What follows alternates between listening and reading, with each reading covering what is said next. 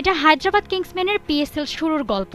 Pakistan super লিগের নবাগত দলটা টুর্নামেন্ট শুরু করে বেজায় বাজেভাবে। আসরের প্রথম 4 ম্যাচে টানা হার। শুধু হারই না, ম্যাচগুলোতে লড়াই করতে পারেনি দলটা।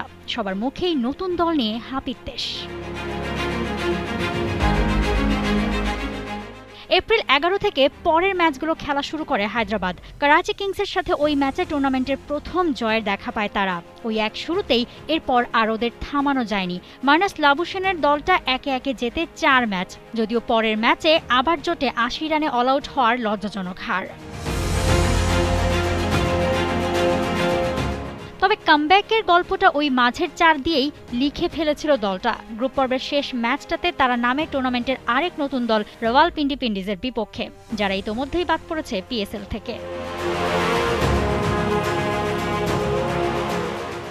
বসুন্ধরা টিস্যু, অশুদ্ধতার বিরুদ্ধে এক বিন্দুও ছাড় নয়। এই ম্যাচের আগে পয়েন্ট টেবিলের 6 নম্বরে ছিল হায়দ্রাবাদ। এই এক ম্যাচেই সুযোগ ছিল প্লে অফ নিশ্চিতের, তবে তাতে ম্যাচ জেতার সাথে সাথে নেট রান রেটকেও ওঠাতে হতো ওপরে। তবেই সম্ভব ছিল লাহোর আর করাচিকে টপকানো।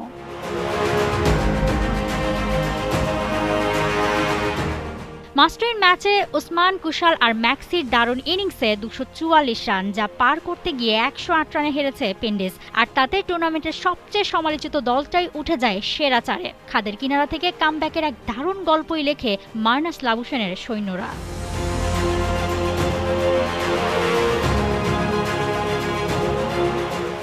হায়দ্রাবাদ কিংসম্যানের এই জয়ে কপাল পুড়েছে ডিফেন্ডিং চ্যাম্পিয়ন মুস্তাফিজদের লাহোর কালান্দার্স আর করাচি কিংসের। শুরুর দিকে দারুণ করা দলগুলোর পথ থামল group পর্বেই।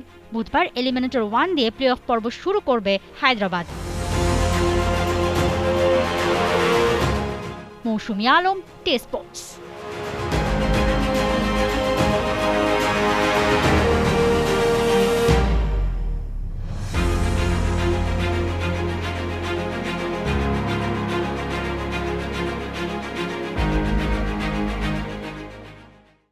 For more updates, subscribe to our YouTube channel and click on the bell icon. Follow us on Facebook and Instagram. Download T Sports app to enjoy exciting games and highlights. Visit tsports.com.